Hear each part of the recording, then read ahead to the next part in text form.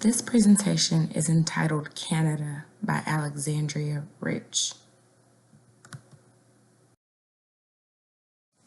A brief introduction to Canada. Relative to land size, Canada is the second largest country, following up behind Russia. Currently, the leadership of Canada is still being held by the Queen of England.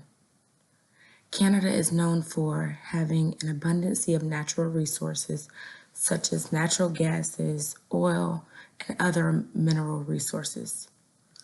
More familiarly, Canada is known for its healthcare system that is always being compared to that of the United States.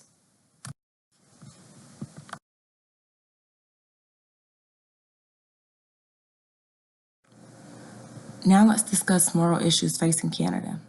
Issue number 1, quality healthcare and improvements. The current system is antiquated and it takes a large amount of time for individuals to actually get in to seek the treatment that they need. The coverage is basic in that it's generic to cover a large range of individuals and their associated needs. The coverage is also expensive in that healthcare is funded at a provincial and federal level via taxation from personal and corporate income taxes. What this could mean to an employer is that, depending on the amount of employees that they have, their taxes could increase to a large amount, meaning that they would suffer from large taxation per employee to cover federal healthcare coverage. Issue number 2, economic growth and stability. The Bank of International Settlements is an entity that promotes global monetary and financial stability through international cooperation. This entity issues a series of warnings to indicate that financial crisis may be ahead. The warnings are issued on 4 different categories. These categories are credit to GDP gap, debt service ratio, household debt service ratio, and cross-border claims to GDP. The credit to GDP gap means the speed of credit changing in contrast to the gross domestic product. Debt service ratio means the level of debt servicing, which are the payments required to maintain good standing. The household debt service ratio is very similar to debt service ratio, but on a smaller scale based on household. These 3 things are also affected by the property price gap. Typically, higher property prices could mean a good sign for the economy, in that individuals are paying more to live in certain households in certain areas, which could increase the stability of the economy in that particular area. In this instance, that is not the case. Property price gap could be negatively affecting the economic growth and stability of the country. Lastly, cross-border claims to GDP. Countries have different obligations or different commitments that they make over time and across the borders with different other countries. The cross-border claims to GDP can be too large to the point that it has a negative effect on the economic growth and the stability of the country over time. This is an issue that has been facing Canada for quite some time now.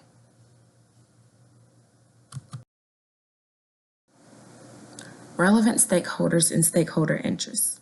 Issue number 1 concerning healthcare. The relevant stakeholders are citizens, employers, and government. Their associated interests are, for citizens, they want better and timely coverage, without understanding that this coverage comes at a price. That price ultimately is paid by the employers and the government. For employers, their interests are they would like to provide better coverage, but at an affordable price. What this means is that they would not like to be taxed more just to be able to provide affordable and effective coverage per employee. Lastly, the government. The government also would like to provide coverage to citizens, but without going into a financial crisis. They would like to confirm that the economy will be stabilized, but also that citizens would have the necessary healthcare coverage needed to live a healthy lifestyle. The second issue concerning the economy is also affected by the first issue of healthcare. The relevant stakeholders are businesses and corporations, the government, and ultimately the citizens.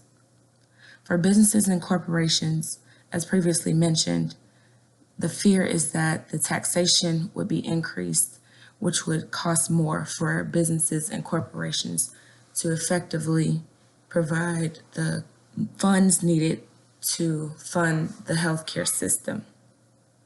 For the government, a financial crisis is underway because in the previous slide, we discussed the warning signs that are issued by the Bank of International Settlements. And if they continue at the current rate, then a financial crisis would be inevitable. Lastly, but more importantly, the citizens are affected. Citizens are affected because they're at risk of not having coverage or having coverage that it would not be suitable to live a healthy lifestyle. The economic stability of the government would also affect the end users, which are the citizens.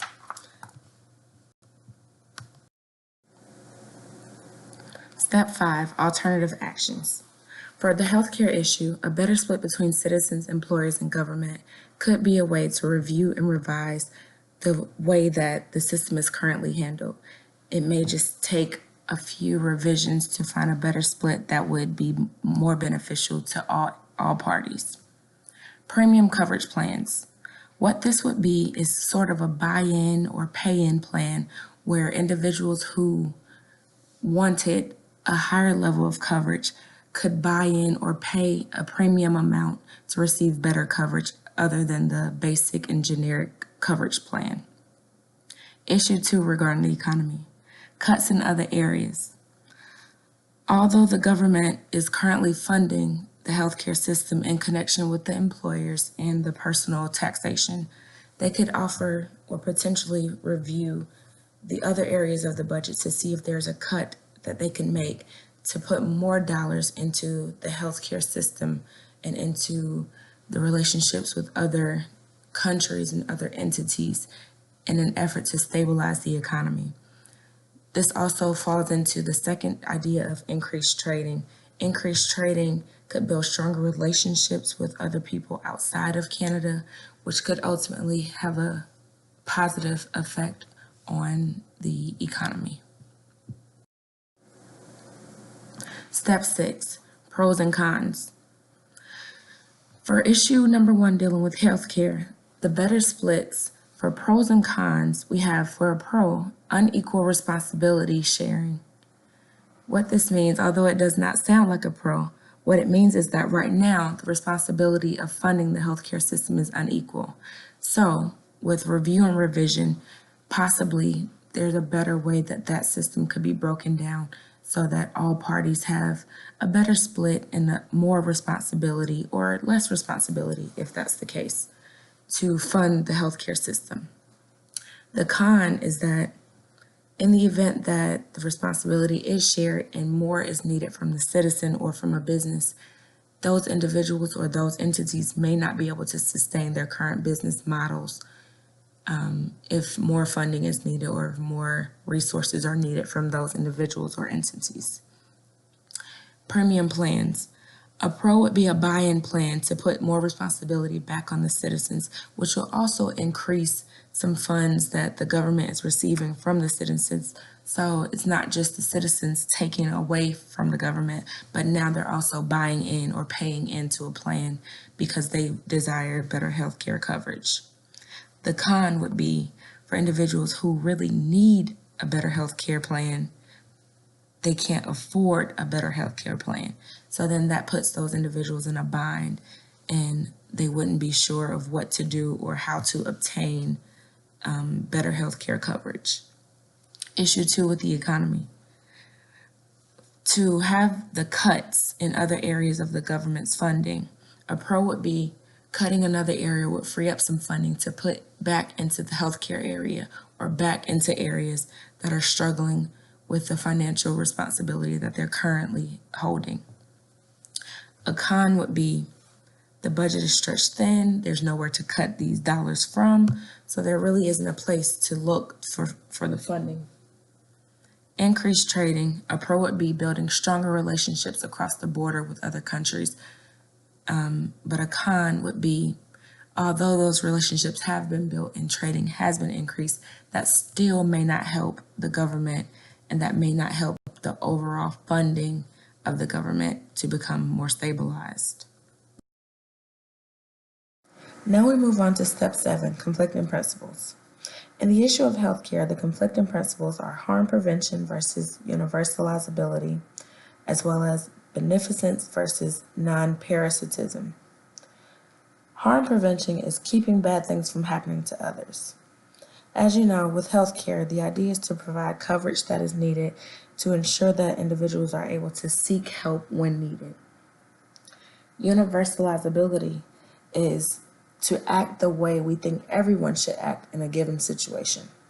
What this means is provide coverage that we think that everyone will need and act in a way that we know that everyone should act when given the opportunity to make decisions in this matter. Beneficence is simply doing good. This simple conflicting principle should act in a way that they make the lives of the citizens better. Versus non-parasitism. We all know what parasite means, and that's simply just taking, and never actually giving. In the previous slide, we discussed the opportunity for employers and citizens to buy in or pay in for a healthcare premium plan. This would be the opposite of non-parasitism. Instead of taking from the government and taking from the employers, citizens now have some responsibility of their own, and they're able to provide a premium to receive better healthcare coverage. Issue number 2, economy. Non-injury versus reparation. In the act of non-injury, we simply do not want to cause harm to other people. As this relates to the economy, several different situations and several different processes and procedures affecting the overall budget and economy system in Canada can lead to negative effects or sort of a trickle-down method for the citizens. The other conflicting principle of non-injury is reparation. Reparation is to repair the damage that has been caused. Over time, through good decisions and bad decisions, the economy faced a decline. Once that decline began, it is now up to the government and up to employers to try to figure out a better way to go about repairing that system. So, while non-injury would be to not cause harm to others, reparation would be simply trying to find a remedy to fix the issues at hand. 8. Applicable principles. Universalizability and beneficence are two of the applicable principles that are appropriate for the healthcare issue in Canada. Again, as mentioned in previous slides, universalizability is simply acting the way that we think everyone should act in given situations. In this particular situation, we all would prefer to have a healthcare plan and a healthcare system that is beneficial and also efficient. Additionally, the act of beneficence, which is simply doing good, also plays a large part in the overall healthcare system. For those that are the decision makers in the system, we simply want them to do good and act in a way that others would act to ensure that an appropriate system is put in place to provide healthcare to the country of Canada. In the economy situation, issue 2, the applicable principle here would be reparation. Now that the damage is done and the economy is on the decline, the only thing to do now is to review and repair. By repairing the situation, you're repairing the damage that was caused. And this could be done in a number of different ways, such as budget cuts or repositioning funding or reallocating resources. Overall, it is the responsibility of the government to ensure that the economy is on the rise and no longer in a decline. These are the applicable principles for the issues at hand. Last but not least, step 9, preferable actions. We've now come to the point where we can make a decision about how we want to make things better. For moral issue number 1, we've chosen to go with premium plans, which allows citizens to buy in or pay into a process and a system that gives better healthcare coverage than the bare minimum that's provided by the government. The minimum healthcare coverage is Tier 1, and that's offered to all citizens of all types in Canada. And then at Tier 2, we have premium plans, and this could eventually move to several different tiers depending on the premium amount. Issue number 2, budget cuts. With the economy on the decline, it's important to instill a process now to ensure that the economy will ultimately get back on track. This could be done by reallocating budget restraints and budget dollars in other areas. But in the meantime, the idea is to make budget cuts to ensure that funding is put back into the pockets, into the areas that really, really need it at this time. Healthcare systems and vast abundance of natural resources. The goal is always to ensure that Canadians are receiving the best healthcare coverage and that the government is ultimately operating on a stabilized budget. What this means for the economy is that making changes to the overall economic structure would increase stabilization in the economy and ultimately have a positive effect on the healthcare system in Canada. Thank you for your time. The end.